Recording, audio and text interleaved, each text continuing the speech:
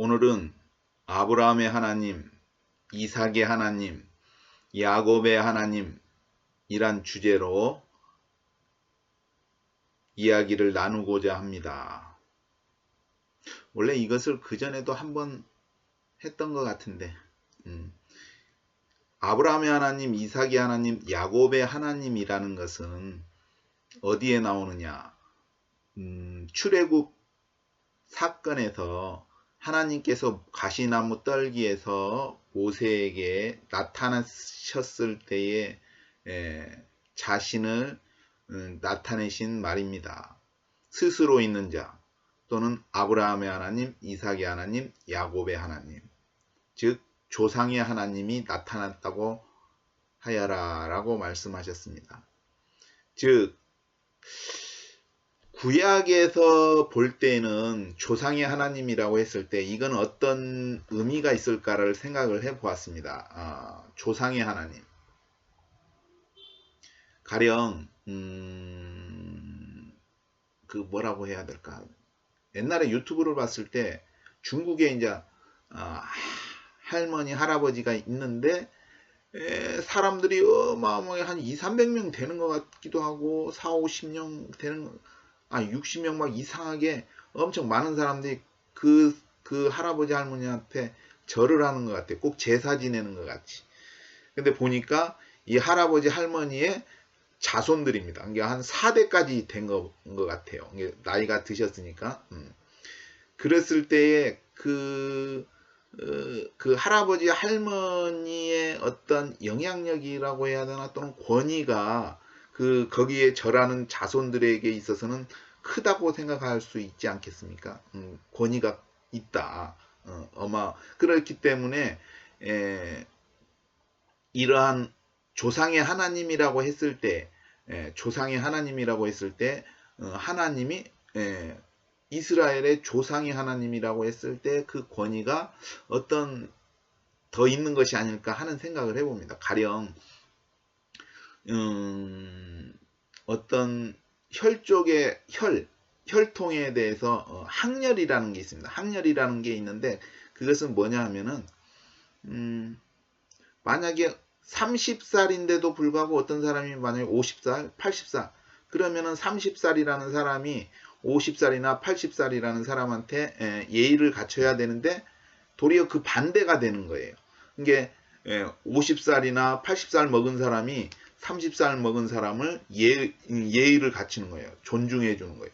그게 학렬이라는 건데 이게 어떤 의미냐면 세대가 틀린 거예요. 이게 아버지 때, 아들 때, 할아버지 때 이런 대가 있는데 세대가 있는데 아버지 때, 아들 때가 있는데 이 아들 때의 학렬에 뭐라고 해야 되나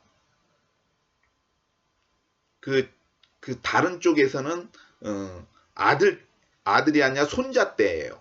그게 어떤 의미냐면은 한쪽 집안은 장수한 거예요. 장수하고 오래 살았다면은 한쪽 집안은 일찍 죽거나 장가를 일찍 가는 거야.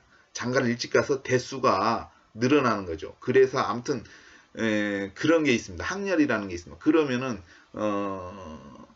어떤 좀 뭐라 그럴까 그 사람이 높다는 의미인가. 그거는 이제 같은 혈통에서 이제 비교하는 것이지 다른 혈통하고는 안 되는 거죠. 같은 족속. 그런 느낌, 그렇게 높다. 그런 하나님이 말씀하실 때는 이제 그렇게 생각했었는데 조상의 하나님이다. 이게 이스라엘을 만드신 하나님이죠. 조상의 하나님이니까 조상과 같은 등급이다. 그런 쉽게 말해서 그런 느낌이죠. 그죠? 만약에 이게 예를 들어서 야곱이 없었으면 이스라엘 민족이 없었지 않습니까? 그러면 야곱의 한 사람의 어떤 가치라고 해야 되나? 그것은 이스라엘 민족 전체하고 동등하다 그런 느낌이 들어요. 이게 조상의 어떠한 권위가 그렇다는 얘기죠. 이스라엘 민족과 같은 어떤 동등한. 왜냐하면 야곱이 없었으면 이스라엘 민족이 없. 이게 그런 느낌으로 이제 조상의 하나님이라고 했을 때 그런 느낌으로 다가왔었는데 예수님께서 이제 이 이야기를 하십니다. 마태복음에. 나는 마태복음 22장 32절에 보면 나는 아브라함의 하나님이요 이삭의 하나님이요 야곱의 하나님이로 하신 것을 읽어보지 못하였느냐. 하나님은 죽은 자의 하나님이 아니요 산 자의 하나님이시니라 하시니. 누가복음에도 이제 20장 30절에 동일한 말씀이 나오는데, 그러면은 예수님께서 하신 이 말씀의 의미는 무엇이냐 했을 때에 이 이야기가 나온 배경이 이제 예수님의 이제 부활에 관해서 했을 때 예수님께서 이 말씀을 하셨습니다. 근데 예수님께서는 이 말씀이 출애굽기에 나오는 가시나무 떨기 사건의 아브라함의 하나님, 이삭의 하나님, 야곱의 하나님, 이 말씀을 가지고 말씀하셨는데, 이 말씀 그 하나님에 대해서, 아브라함, 이삭, 야곱의 하나님에 대해서 부활에 관해서 얘기를 했다는 얘기죠.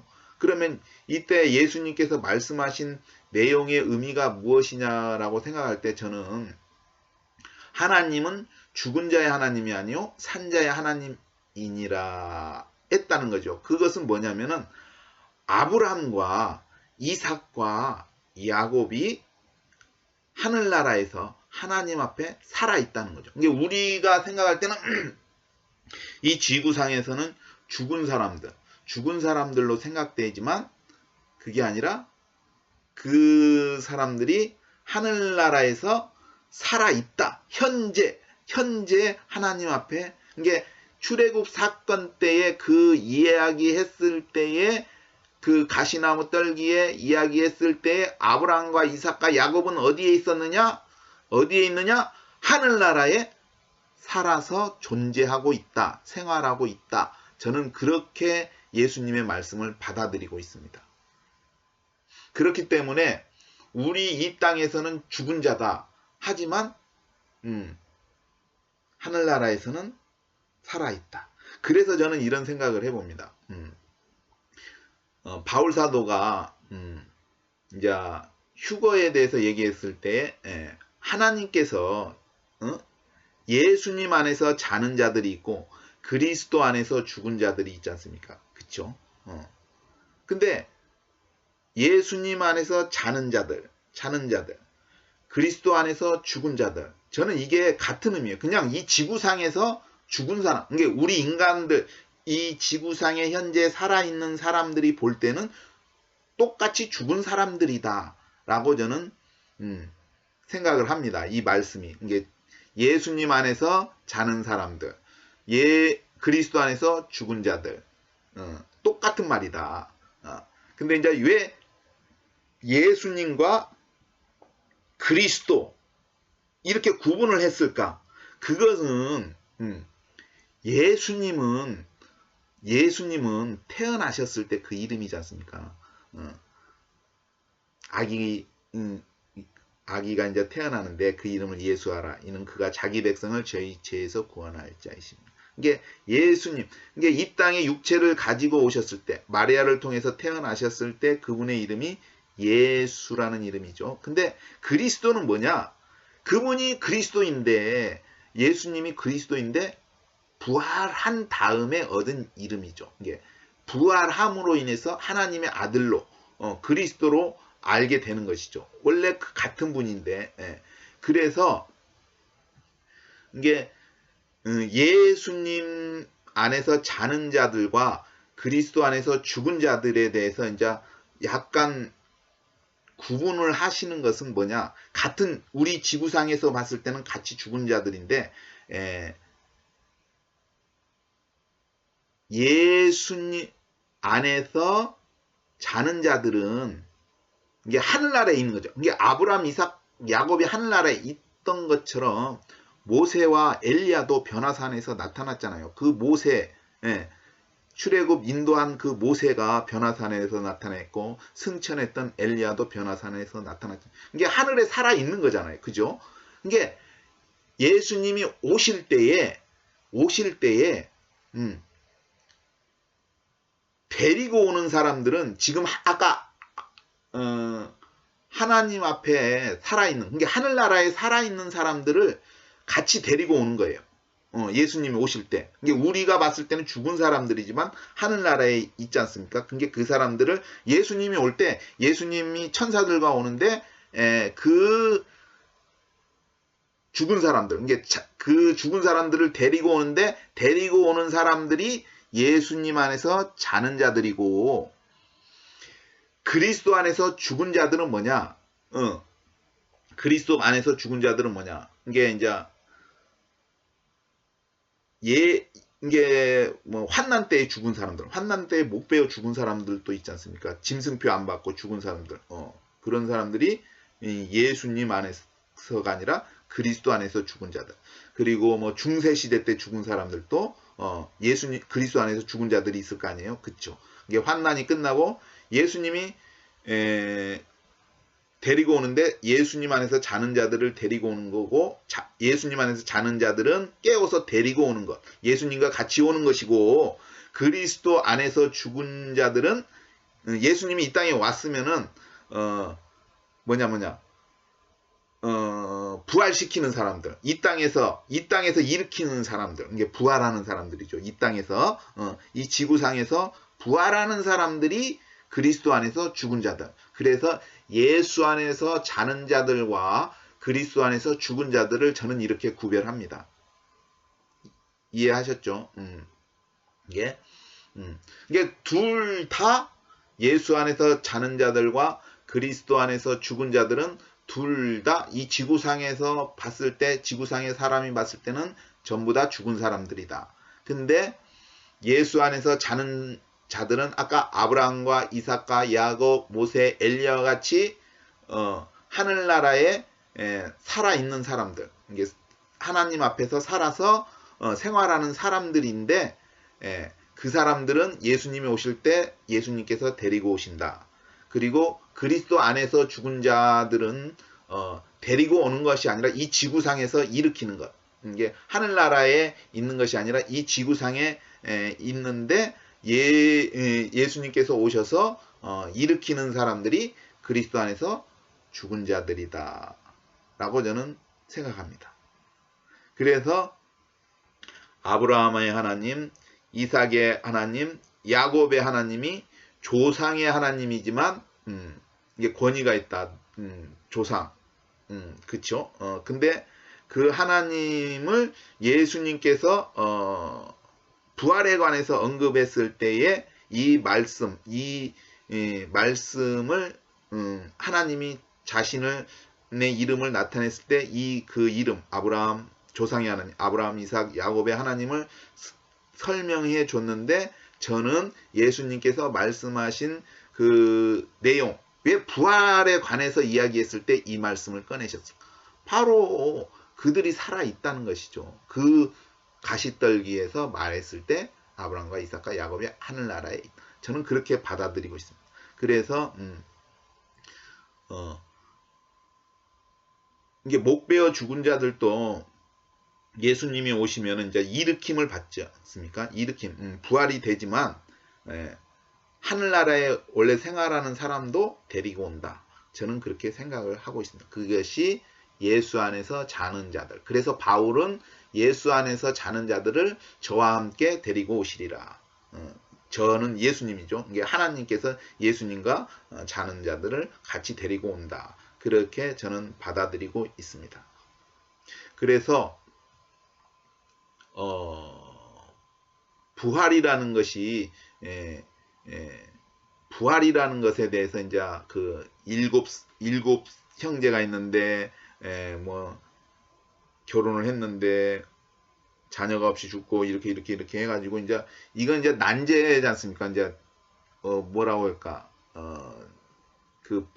이 문제에 대해서 나중에 부활 때 누구의 아내가 될 것이냐. 7명이 다 취했는데 그럼 7사람 어떻게 되냐. 한 명, 여자는 한 명인데 남자는. 이게 실제 그런 일은 없을 텐데 아마도 이제 부활에 관해서 이제 의문이 생겨서 이제 이런 거에 대해서 이제 예수님께 물어본 것 같습니다. 근데 예수님이 그리고 정확하게 또 말씀하셨습니다.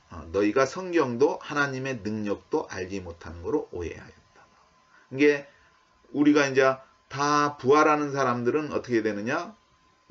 물론 휴거되는 사람들이 부활하는 사람만 가는 게 아닌데 변화된 사람도 있습니다. 제가 항상 얘기하지만 부활하는 사람들은 부활의 자녀, 변화돼 가지고 올라가는 사람들은 빛의 자녀, 같이 올라가는 거죠. 이게 먼저는 이제 부활이 먼저 있는 거고 같이 이게 이 땅에서 부활이 있은 다음에 변화가 되고 둘 다 같이 동시에 올라가는 것이죠. 그래서 근데 그런 사람들은 어떻게 되느냐? 천사들과 동등하다고 했습니다. 이게 이 말은 무슨 말이냐? 죽지도 않는다는 거죠. 저희는 죽을 수도 없고 하늘에 있는 천사들과 같다. 그렇기 때문에 이 사람들은 죽을 수도 없다는 그 말 자체에 영원히 산다는 것이죠. 그렇기 때문에 이사야서의 나무의 수완과 같다. 뭐 나무의 수완이면 뭐 400년, 500년 또는 노아 홍수 시대에 800살, 900살까지 사는 것이 있는데 근데 그것은 수완이 있기 때문에 부활하는 사람들, 변화된 사람들, 이게 휴거된 사람들하고는 수명이 맞지 않지 않습니까? 이게 그것은 이 지구상에 이제 부활과 휴거가 있지만 이 지구상에 남아있는 사람들이 있을 거 아니에요. 짐승표도 안 받고 생존한 사람들은. 그런 사람들이 가지는 수명이라고 생각합니다. 1000년 동안에 이제 있을 테인데 그 사람들이 나무의 수완과 같은 삶을 사는 거고 휴거된 사람들은 지구상으로 다시 내려오는 게 아니라 이 사람들은 영원히 산다는 거 아니에요. 그쵸? 다시 죽을 수도 없고 그러니까 이 사람들은 뭐냐? 이제 왔지만 하늘나라로 이제 다시 가는 거죠. 예수님이 얘기했잖아요. 너희는 마음에 근심하지 말라. 하나님을 믿으니 또 나를 믿으라. 내 아버지 집에는 거할 곳이 많도다. 그렇지 않으면 너희에게 일렀으리라. 내가 너희를 위하여 처소를 예비하러 가느니 가서 처소를 예비하면 내가 다시 와서 너희를 내게로 영접하여 나 있는 곳에 너희도 있게 하리라. 그죠? 이게 예수님께서 처소를 마련했다는 것이죠. 온 거는. 우리를 그 처소로 인도한다는 것이죠.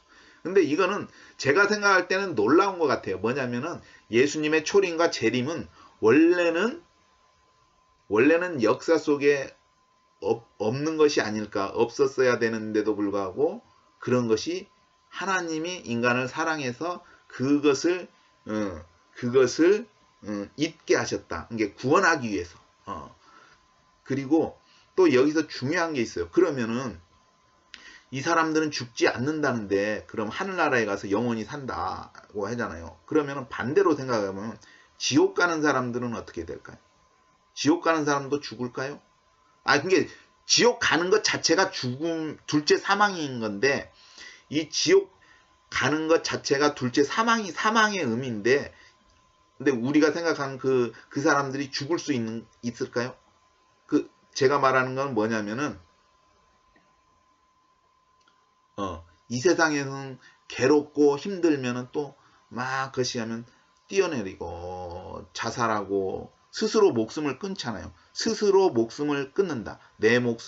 자기의 목숨을 자기가 끊는다는 거죠. 근데 성경으로는 이거는 엄연히 뭐라고 해야 되나? 성경에서는 그것이 옳다고 인정을 하지 않습니다. 그것은 안 되는 겁니다. 자기 목숨을. 그런데 보세요. 저는 동일하다고 생각해요. 이게 부활한 사람들이 죽을 수도 없고 하늘에 있는 천사들과 같다. 이게 천사들은 안 죽는 존재잖아요. 그죠? 그러면은 둘째 사망, 원래 사망이지만 지옥에 간 사람들이 그 고통을 받는데 이들이 너무 고통스러워 죽겠다. 이 세상처럼 자살이 될까요? 저는 안 된다고 봅니다. 그죠? 안 된다고 생각해요. 왜냐면은 아까 얘기했지만 천사들이 안 죽는 존재처럼 부활한 자녀들, 빛의 자녀들이 안 죽듯이 지옥 간 사람들도 안 죽는 거예요. 거기는 영원한 형벌의 장소, 영원한 고통이잖아요. 그쵸? 그러니까 결국 그들은 거기서 이 고통스럽다 해서 거기서 자살이 안 된다는 얘기예요. 죽지가 않는다는 거죠. 그죠? 근데 이게 무서운 게 뭐냐? 영원하다는 것이죠. 근데 반대 개념으로 생각하면 천국에서 영원히 살잖아요. 이게 마찬가지로 지옥에서 영원히 사는 거예요. 영원히 형벌을 받는 것이죠. 근데 사람들이 왜 이런 거에 대해서 무관심하고 또 그 뭐냐 우리가 죽는 거는 아는데 예, 아직은 아니잖아요. 우리가 살아있고 젊고 거시하니까. 근데 언젠가 일어날 것은 알아요, 머리로. 근데 예, 이런 거에 대해서 그렇게 크게 생각하지 않는다는 거예요. 왜 그럴까? 가리는 것 같아. 예, 사탄이 이게 가리는 것 같아. 예. 왜냐면 그래야 많이 지옥으로 끌고 가는 거니까. 근데 성경에 내가 아무리 성경을 봐도 지옥에서 둘째 사망에서 나왔다는 얘기는 들어본 적이 없어요. 찾을 수가 없어요. 무저갱에서는 나왔다는 것이 있어요. 무저갱에서는 뭐 황충이 나오는데 아니 뭐 땅속에선가 황충이 나오는데 그 무저갱에서 나온 그 황충의 대장이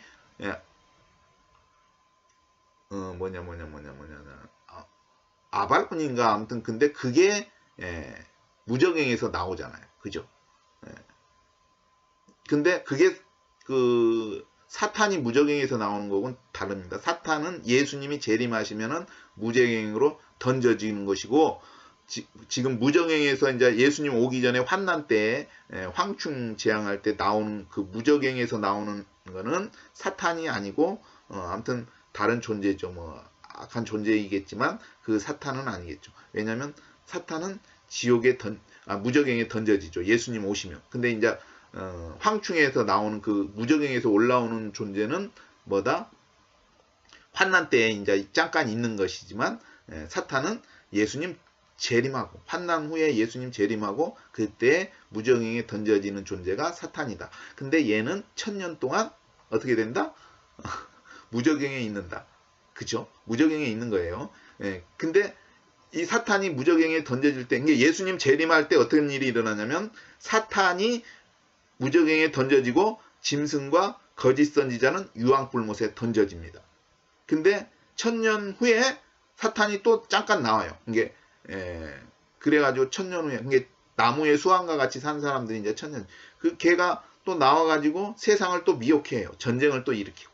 근데 이게 무저갱에서는 그때도 나오는 거죠. 이게 무저갱에서는 나올 수 있는데 그 다음에 이제 그 끝 1000년에 사탄은 어떻게 되냐?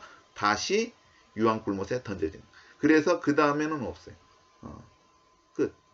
이제 그 다음에 지구는 나중에 휴지기를 거쳐서 하늘나라에서 그 거룩한 성이 이제 내려오는 거죠. 거기에는 이제 휴거된 사람, 예수님 안에서 자는 사람들, 그리스도 안에서 죽은 자들, 아무튼 구원받은 사람들이 이제 사는 그 성이겠죠. 그것이 내려와서 이제 지구에 내려오는 것이죠. 그렇기 때문에 부활이란 무엇이냐? 부활이란 무엇이냐? 부활이란 무엇이냐? 다시 사는 것이다. 근데 이 사는 것에 누가 우리를 일으켜 주느냐? 예수님. 예수님이 나는 부활이요 생명이라고 했지 않습니까? 그럼 부활을 시켜주시는 분이 누구냐? 예수님이시죠. 예수님이 와야만이 부활이 있는 것이죠. 예수님이 와야만이 부활이 있다. 이게 그리스도인은 예수 믿는 사람들은 죽어도 살 것이라는 것을 믿는 것입니다. 즉 무엇이냐면은 인간이 진화돼 가지고 그냥 흙으로 돌아간다. 또는 죽으면 아무것도 없다. 공이다. 이것이 아니라 나의 존재가 그대로 존재한다.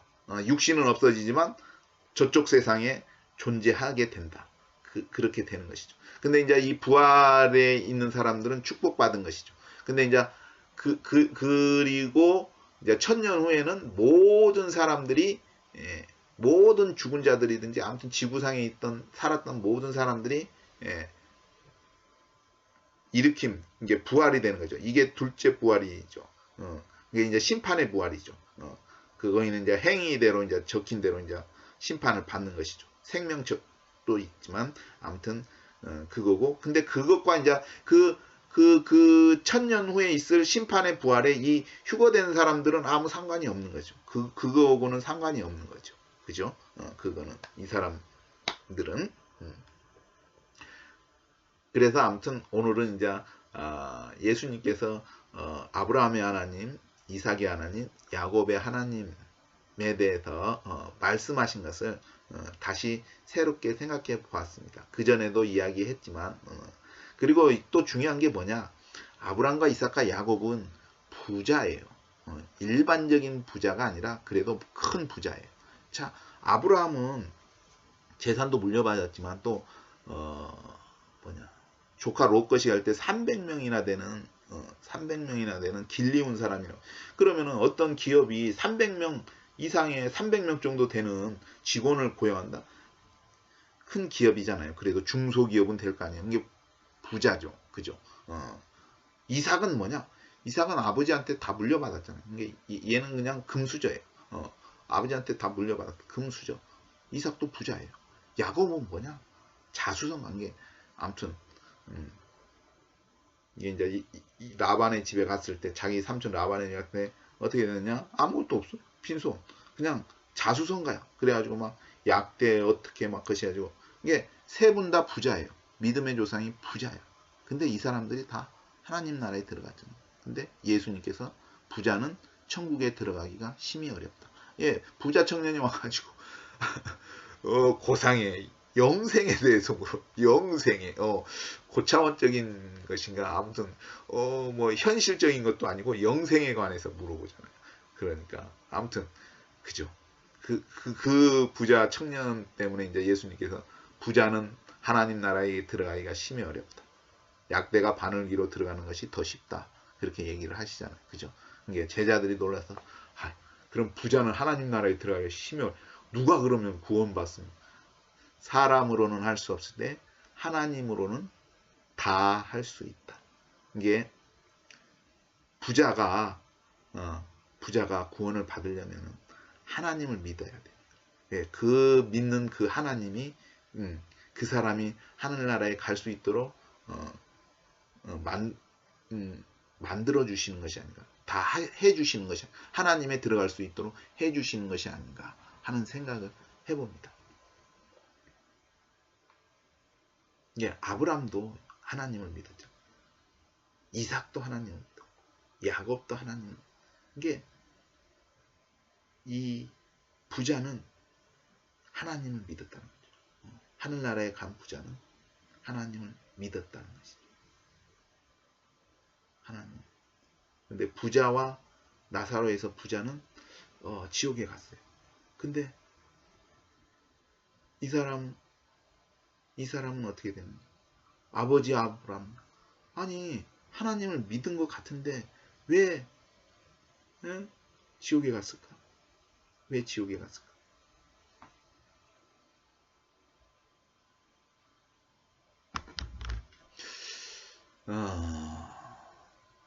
이게 아무튼 지옥에 간 사람들은 올바로 믿지 않았거나, 그릇되게 믿은 것 아닐까 생각합니다. 아무튼, 하나님을 올바로 믿으면, 하나님께서 이게 하나님을 붙잡고 하나님을 올바로 믿고 하나님을 붙잡고 인생을 살아갈 때에 부자도 하나님에 들어갈 수 있다. 하늘나라에 들어가. 지옥에서는 자살이 없다. 예수님이 곧 오신다. 예수님 외에는 다른 구원이 없다. 그분이 우리를 부활시키는 것이고 그분만이 우리를 부처님이 아무리 말해봤자 그것이에도 공허한 소리죠. 능력이 없어. 기술이 없어. 기술이 없는 것이죠. 아무리 돈이 많아도 기술 없으면 꽝이잖아요. 그죠? 빌 게이츠, 저커버거, 이재용, 이건 아무튼 돈이 많아도 다 죽었어요. 기술이 없는 거야. 살아나는 부활의 기술. 하나님은 간단하잖아요. 그죠? 이게 하나님이 우리보다 지구를 만들었는데 12,000년이 또 흘렀어. 그럼 그 기술이 우리가 상상하는 것, 이게 조작 같아. 그 뭐냐면은 외계인 침공 이런 거 자꾸 이야기를 하는 거는 사탄이 이게 미리 뭐라 할까 포석을 깔아놓는 것 같아. 그게 무슨 말이냐? 외계인 침공 그러면 예수님이 오시면은 어떻게 하냐? 이게 환영을 해야 되는데, 것이어야 되는데, 외계인 침공한 것이다 하가지고 예수님을 공격하는 거 아닌가? 하늘나라의 군대를 공격하는 거야 아닌가? 근데 예수님이 얘기를 했잖아요. 어떤 사람이 전쟁에 나가는데 나는 2만이고 저쪽은 4만이야. 근데 똑같아. 군사력이나 그런 것이 똑같아. 근데 쟤네는 2배야. 근데 내가 가만히 생각해도 이길 수가 없을 것 같아. 그러면 어떻게 해야 돼? 항복을 해야지. 먼저 아예 안 되겠으니까. 그럼 목숨이라도 부지하잖아. 그죠? 물건을 것이 헌납하고 그럴 수도 있어도 목숨은 부지하잖아. 근데 끝까지 싸우는 거야. 항전을 해. 그러면은 저쪽 4만의 군대가 다 죽이겠죠. 내가 생각할 때 그 미래의 예수님께서 이런 거 이게 외계인이 침공한다, 화성 침공, 이 침공 그런 거 이런 걸 염두에 두고 하신 거 아닐까 생각을 해봐요. 이게 무슨 얘기인지 아시죠? 이게 내가 보면은 분명히 이 세상의 권력은 예수님이 오면은 환영하는 게 아니라 공격할 것 같아. 외계인 침공이다 해가지고 공격하는 것 같아. 헐리우드 영화들 막 많이 나오잖아. 그렇게 되지 않을까 하는 생각을 해봅니다. 아무튼